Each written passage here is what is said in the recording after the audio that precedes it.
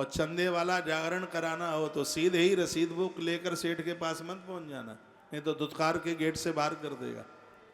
पहले वहां बैठना, 5 मिनट में टटोलना, ये समय सेठ जी कैसे स्वभाव में, मूड कैसा है, प्रसन्न है, तब हल्के से कहिए सेठ जी आजकल आपका बड़ा नाम है, पूरे शहर में आपकी चर्चा होती है, आप तो आते ही है।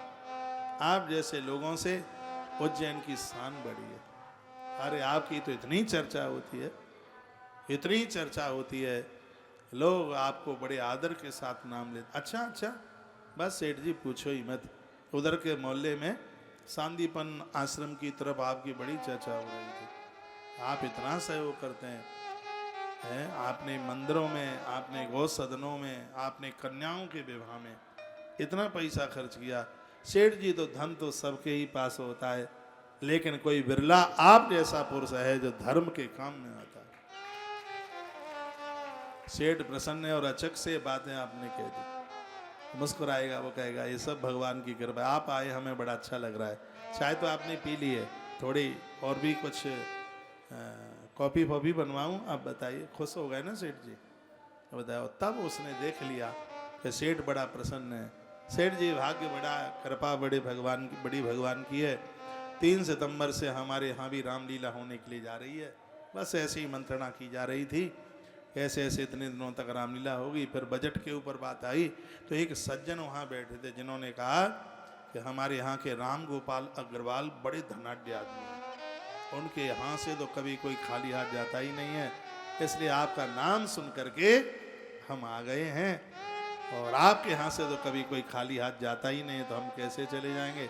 सेठ जी कहेंगे रसीद अपने आप भर लो, बस हमें आदेश कर दो क्या देना है। जिसकी जेब से कभी 1100 रुपया गया, 50 रुपया नहीं निकलता, 5000 रुपए की रसीद 1 सेकंड में कटा देगा। प्रसन्न चित्त आदमी। फिर ऊपर से आपने उसकी बड़ाई कर दी है। मांगो उसी से जो दे खुशी से, और कहे ना किसी से, प्रसन्नता पूर्वक दे। तो भीम क्या कहता है, चले जाओ, यदि तुम प्रसन्न हो तो ही मैं मांगूंगा, यदि तुम प्रसन्न नहीं हो तो मैं अपनी जबान खोलने वाला नहीं। तुम पति से साड़ी मंगाना चाहते हो कब, जब उसका मूड गर्म होता है पूरा, तब ही बोलेंगे, है? उसको भी देख लो वो प्रसन्न कब है, कितने समय।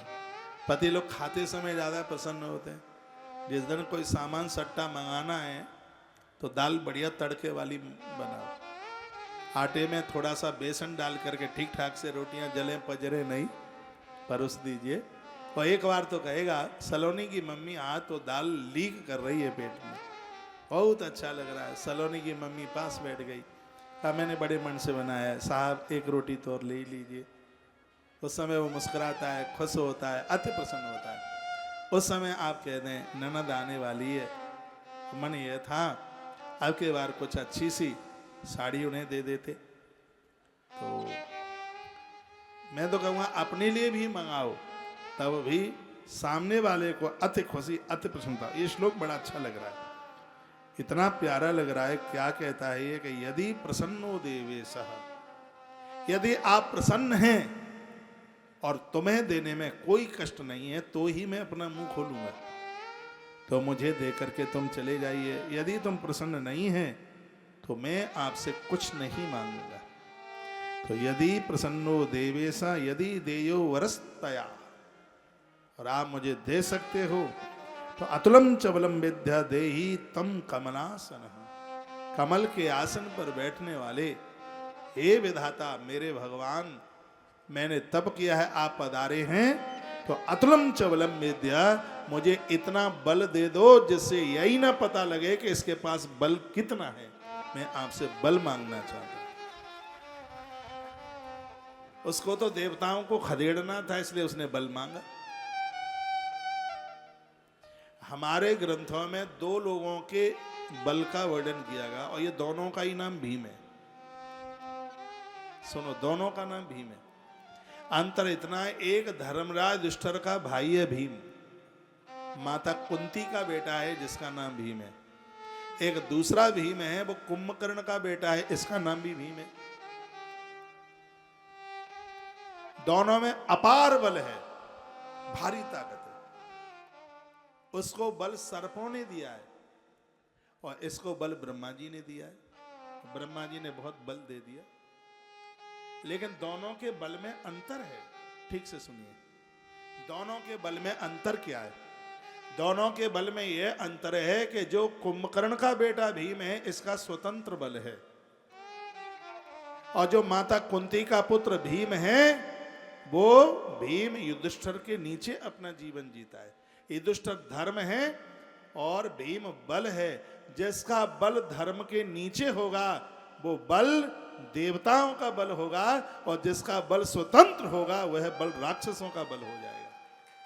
जो बल राक्षसों का होगा वो सर्वनाश कर देगा, और जो बल धर्म के नीचे रहेगा वो समाज का कल्याण कर देगा। दोनों बल में ये अंतर है। जो बल धर्म के नीचे होगा वो देवों का बल होगा, और जो बल स्वतंत्र होगा उसके ऊपर ही कोई ना होगा तो वो तो अन्याय करेगा, वो तो अत्याचार करेगा, वो तो दुराचार करेगा।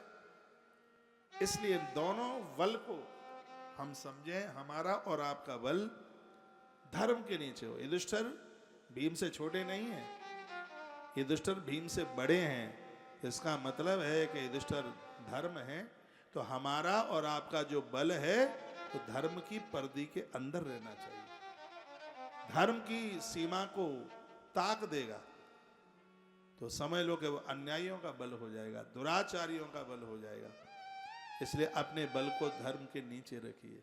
जिनका बल धर्म के नीचे होता है, ऐसा बल सर्व कल्याण समाज का कल्याण करता है। माता पिता के सेवा करने वाले होते हैं, ईश्वर की मर्यादा को मानने वाले होते हैं।